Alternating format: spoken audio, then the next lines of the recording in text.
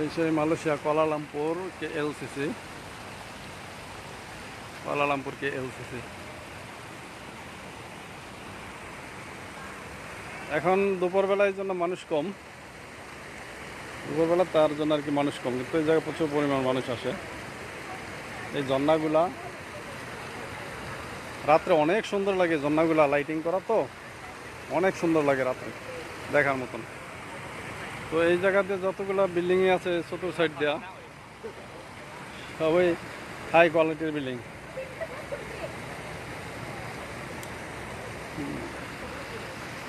বাংলাদেশি অনেক লোক আসছে, বিকালে আর অনেক লোক আসে, বাংলাদেশি ফ্যামিলি নিয়ে আসছে। ওই যে ওই সাইডে ওগুলা গ্রুপ আসে, এই গ্রুপগুলো আসছে চায়নার থেকে। যে যেমনে পারতেছে ছবি তুলতেছে, যে যেমনে পারতেছে ছবি তুলতেছে ঝর্নার সাইড দিয়া।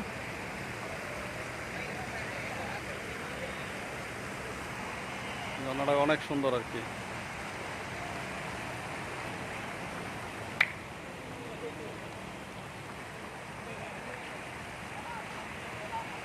এই KLCCর পিছনে আবার লেক আছে, লেক আছে ওই সাইডে, পিছন সাইডে আবার লেক আছে বড়।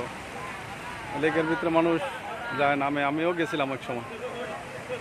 এই যে বিভিন্ন ধরনের গাছ আছে, এই বিল্ডিংগুলা এগুলা অনেক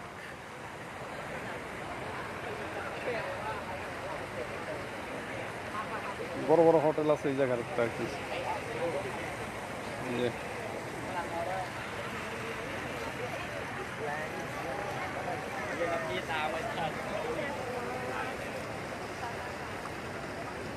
এই যে বিশাল গ্রুপ,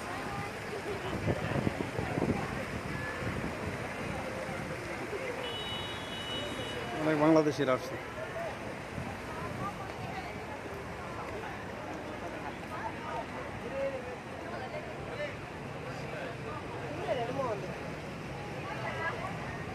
এটা একদম সকালবেলা খুব সুন্দর লাগে, খুব ভালো লাগে সকালবেলা দেখার মতো। আবার রাত্রে, রাত্রেটা খুব সুন্দর লাগে। এই এই যে পানিগুলো আছে না, বিকাল হইলে অনেক স্পিড, অনেক উপরে ওঠে।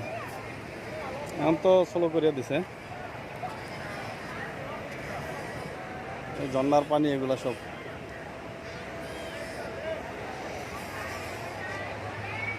দেখেন যে যেমন পারতেছে ছবি তুলতেছে, ভিডিও করতেছে।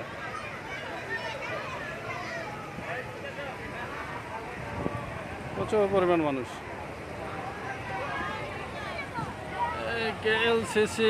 KLCC Malaysia Kuala Lumpur.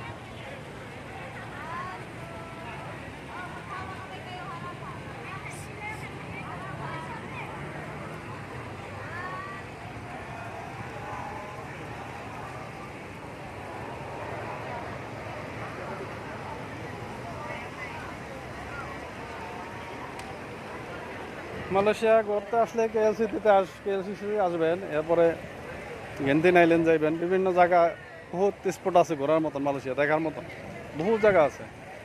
তবে আসলে বিকাল দিকে আসবেন, বিকাল দিকে আসলে প্রচুর পরিমাণ মানুষ থাকে আর কি। হ্যাঁ, এখন রোদ্রের ভিতরে, তবে এখন আর কি মানুষ কম, ছবি টবি তুলতে সুবিধা বেশি। মানুষ কম, কিন্তু বিকালবেলা সুন্দর লাগে সিনগুলা, বিকালের সিনগুলো খুবই সুন্দর লাগে। ওই যে ওই যে বাংলাদেশি ফ্যামিলিয়ারা, এই সাইড একটা গ্রুপ নেগ্রো করে দিয়ে আর কি ছবি তোলায় রাখলো, উড়ায় রাখছে আর কি, ভিডিও করায় রাখছে, ছবি উড়ায় রাখছে।